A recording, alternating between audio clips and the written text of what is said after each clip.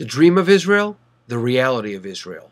I just experienced one, and we're about to talk about the second. This is Reflections of a Rabbi. One drop of honey makes a world of difference. One drop of honey makes learning sweet.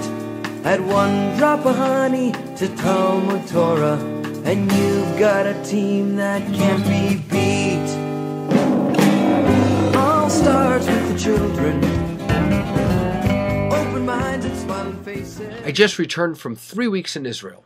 The first 2 weeks were with my community, my congregation. We visited and toured the land, starting in Yerushalayim, going down south to Mitzada, in Yam HaMelech, the Dead Sea.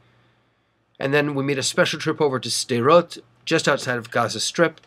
We went up north. We visited with Ethiopian children who had just emigrated to Israel, in Haifa. We saw the entire land. And then I had the opportunity to stay on with my own family on the Mediterranean Sea for a couple days of R&R. It was a dream. It was amazing. I don't think there was anything about this trip that I would have changed.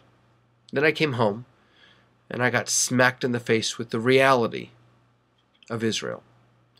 Now let me just say that the reality that smacked me in the face is very different than the everyday reality that probably smacks Israelis in the face all the time. The bureaucracies, the taxes, everything that you have to deal with when you live in a society and a culture. The reality that smacked me in the face is the divide, the segregation, the separation between the ultra-orthodox and the vast majority of Jews.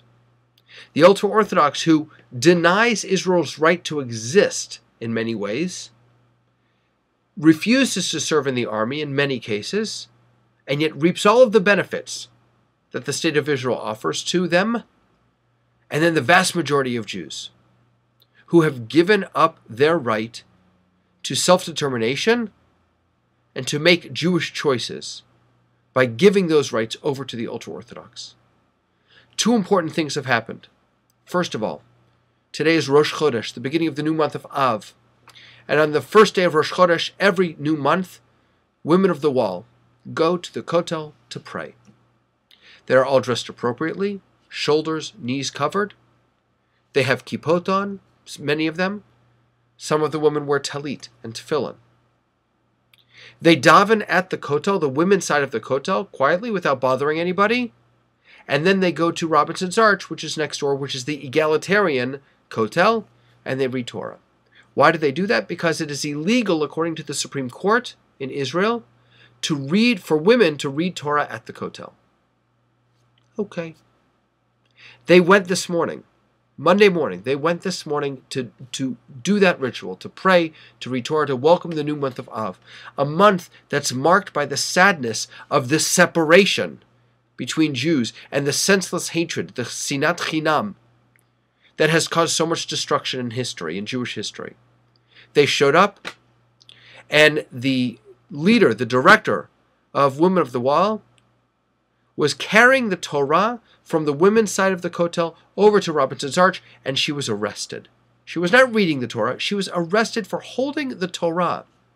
Now, I was just at the Kotel, and when I was there, I saw tons of young girls, young women, running around and dancing, and frankly, in some clothing that was not so sniut, not so modest.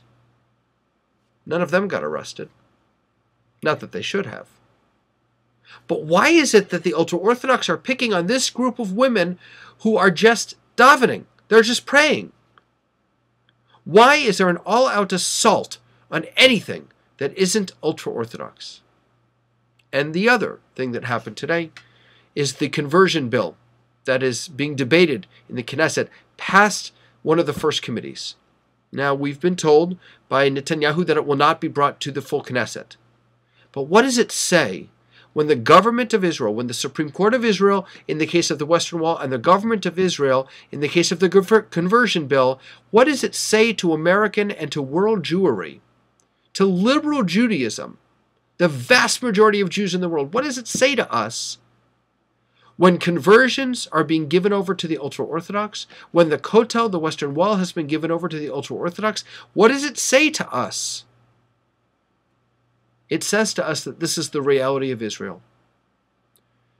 And that when we go and visit, which we should all do, we experience the dream of Israel. Our challenge has to be to make that dream the reality.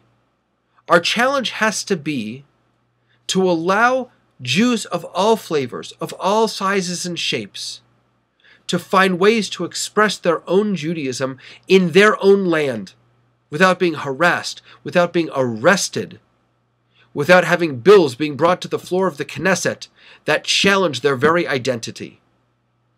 We have got to bridge the gap between the dream of Israel and the reality of Israel, so that I don't just have to experience the dream for 3 weeks and then come back for the rest of the year to the reality. It's enough of caving. It's enough of giving in. It's time to take Israel back. It's time to start dreaming again. Until next time, Lehitrot.